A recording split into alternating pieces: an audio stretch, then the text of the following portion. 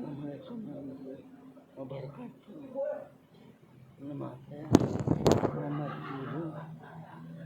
Perkenalkan, nama saya Muhammad Ali Topan Wicaksono atau kerap dipanggil Mas Ali Topan. Saya Ketua Umum PC, ya, Ketua Umum Pimpinan Cabang Ikatan Mahasiswa Muhammadiyah Kota Pekanbaru. Itu mungkin sedikit singkat. Nah, Bang, Abang kan ketua organisasi. Menurut Abang, apa hal positif dan hal negatifnya masuk organisasi? Hal positif dan hal negatif masuk organisasi Bagi mahasiswa baru. bagi mahasiswa baru. Ya. Jadi kalau pertanyaan ini muncul, kadang-kadang saya suka bingung untuk jawabnya. Karena gini, tentu kita berangkat dari apa yang kita rasakan kan dulu. Nah, selama saya berorganisasi, saya dulu orangnya juga bukan organisatoris. Saya bukan orang organisatoris. Saya orang yang individualisme dan saya sangat tertutup. Ya. Nah, kebiasaan itu membuat saya susah dalam bersosial. Nah, sehingga mengakibatkan teman saya itu sangat sedikit sekali. Mungkin cuma satu dari SMK gitu. Nah, tiba-tiba datang ke Pekanbaru udah nggak punya kawan lagi kita, coy. Nggak punya kawan sama sekali. Karena nggak ada organisasi. Ya, dulu saya itu orang yang demikian. Lalu saya bingung menapaki jalan inilah ya. Jalan semakin lama ternyata ada satu yang belum saya pahami tentang ruang sosial ini, ya kan? Ruang sosial ini sehingga banyak mulai muncul kegelisahan yang muncul dari diri. Kenapa kok aku nggak berani? Kenapa kok aku nggak pede? Kenapa kok aku sangat insecure? Ya? Kenapa kok aku nggak bisa seperti orang-orang yang lain lepas ketika berbicara? Gitu. Kenapa gitu?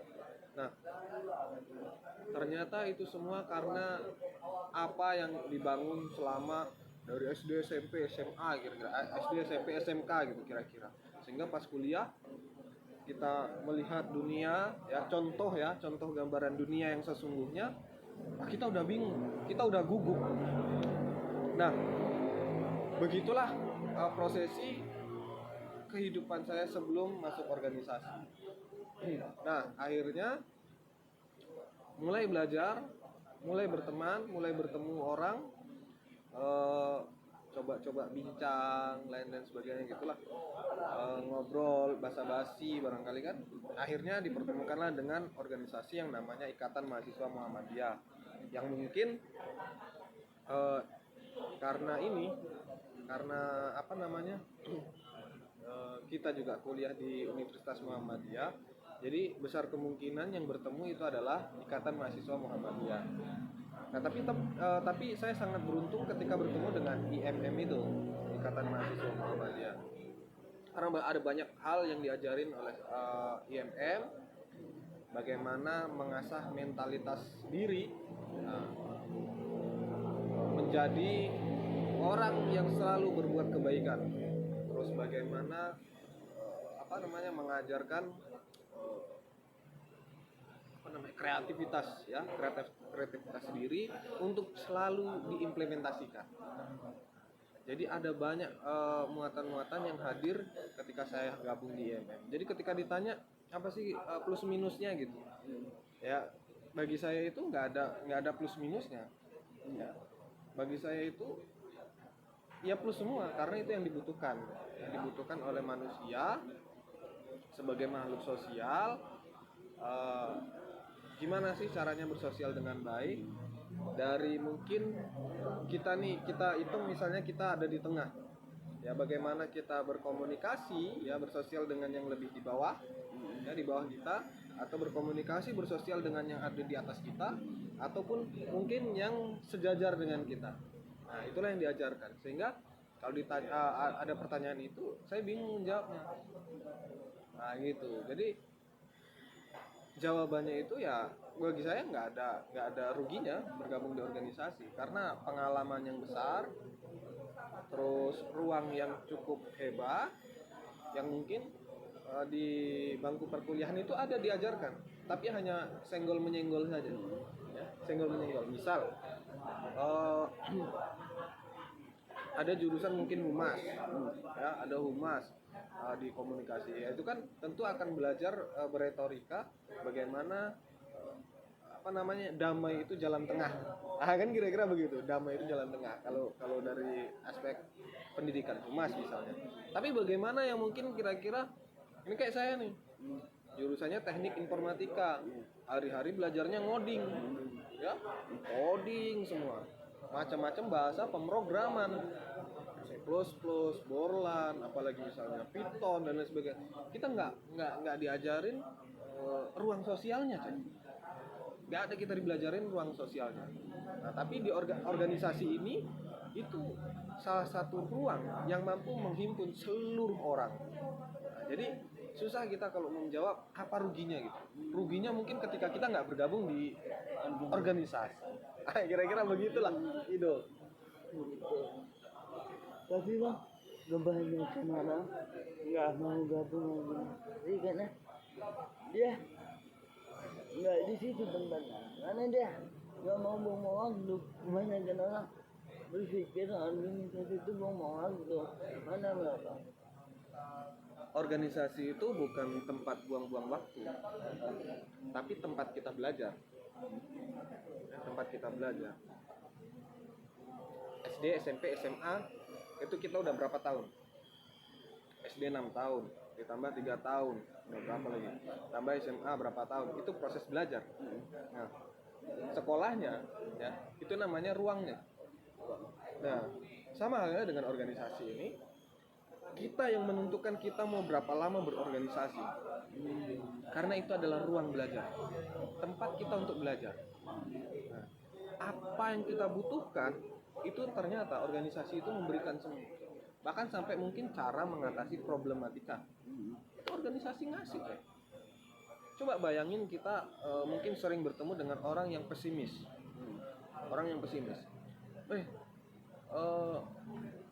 cita-citamu apa?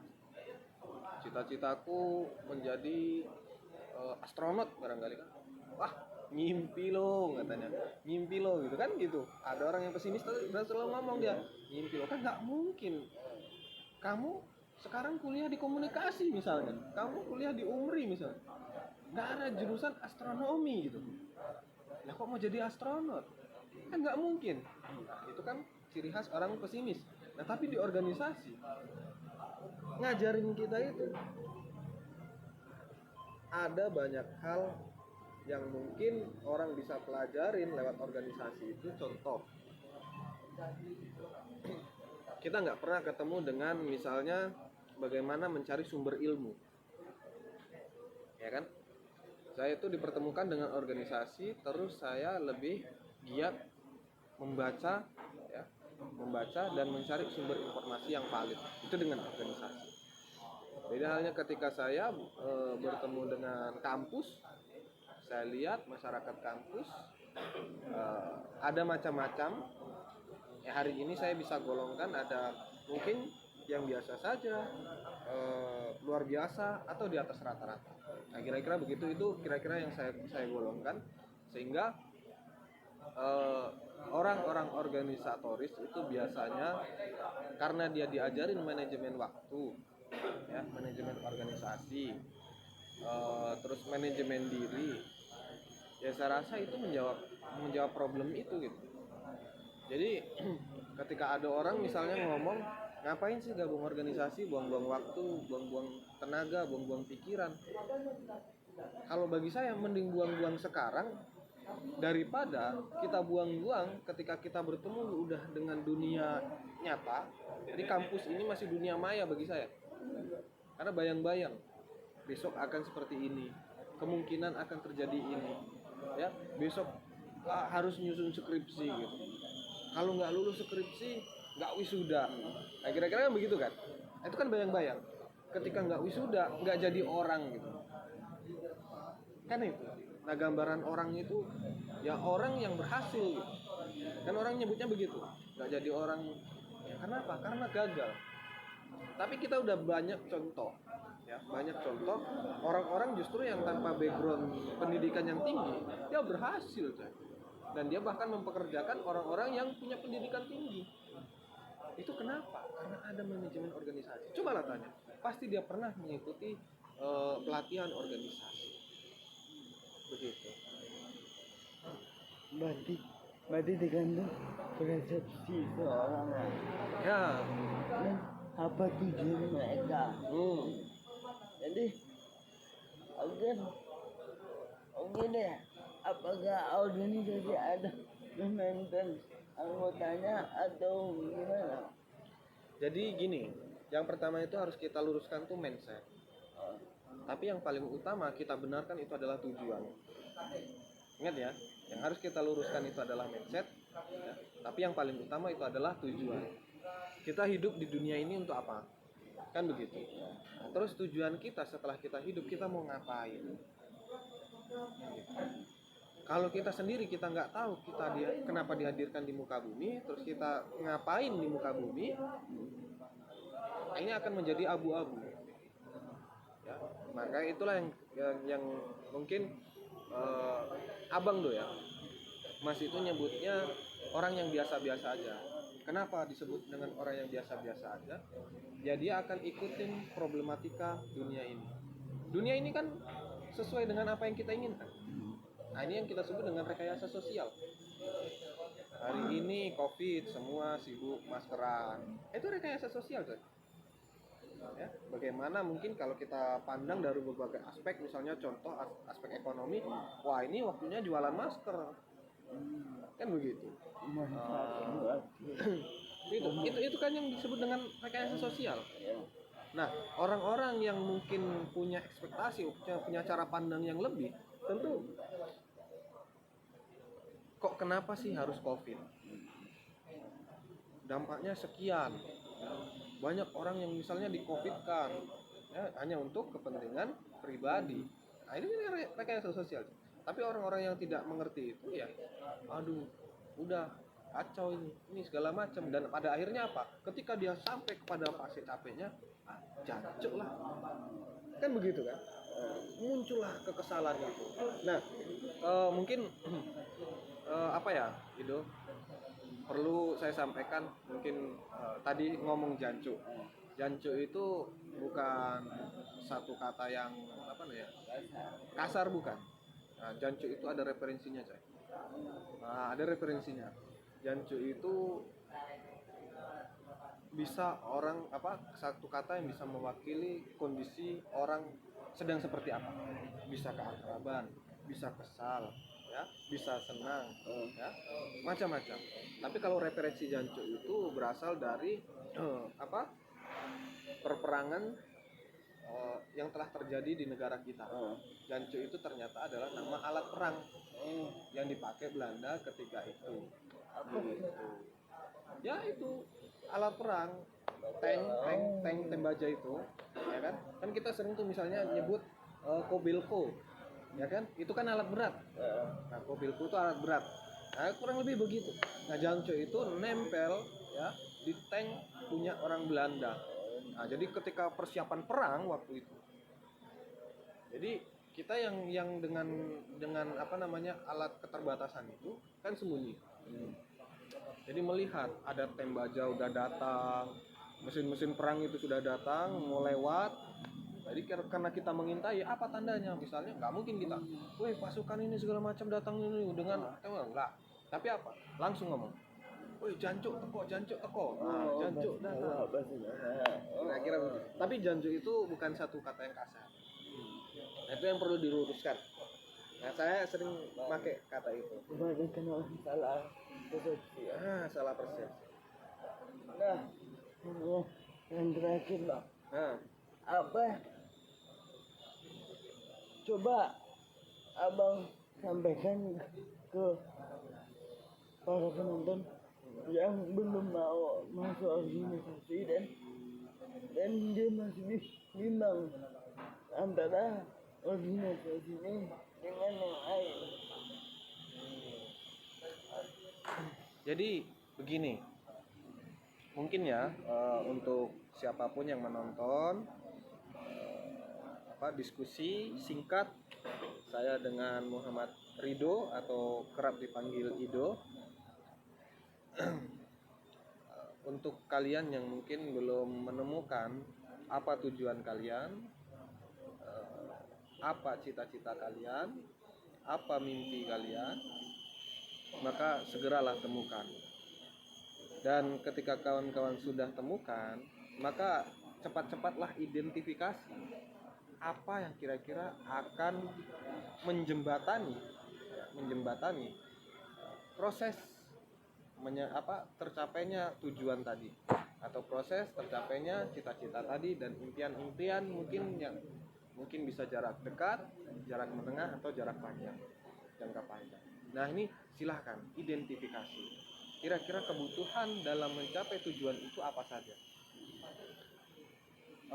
Organisasi itu mungkin bagian dari beberapa alat yang bisa mengantarkan kita pada puncak kesuksesan yang kita tentukan, karena sukses ini relatif sesuai dengan apa impian dari setiap manusia.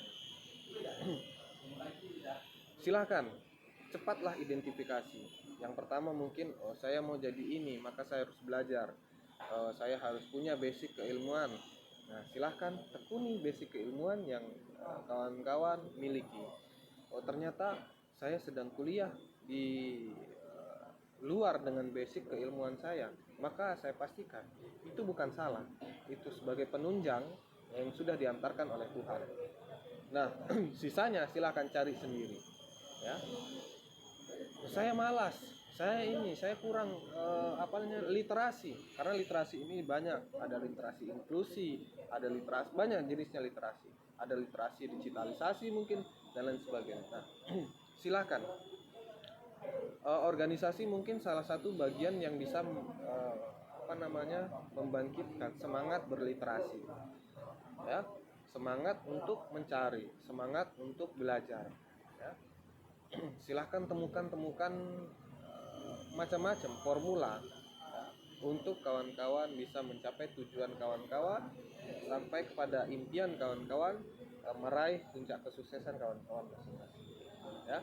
Silahkan organisasi ini, kalau saya katakan, bukan menjadi satu dari sekian ribu ya solusi, tapi organisasi ini satu dari sekian banyak ya tahapan-tahapan yang mengantarkan kita pada puncak kesuksesan. Kurang lebih begitu, sehingga pentingkah tidak berorganisasi, silahkan tentukan sendiri, ya. Karena ketika saya katakan mungkin penting, belum tentu ya bagi kawan-kawan penting, karena kawan-kawan belum menjumpai ya tahapan yang harus memakai dengan organisasi. Nah, kurang lebih begitu. Terima kasih. Baik, makasih Bang. Berarti lebih kurangnya mencari lebih dalam jati dirinya langsung ya. Ya, Baik Bang, makasih Bang. Akhirnya saya Muhammad, mohon maaf apabila ada kesalahan. Assalamualaikum warahmatullahi wabarakatuh. Waalaikumsalam warahmatullahi wabarakatuh. Salam sportivitas.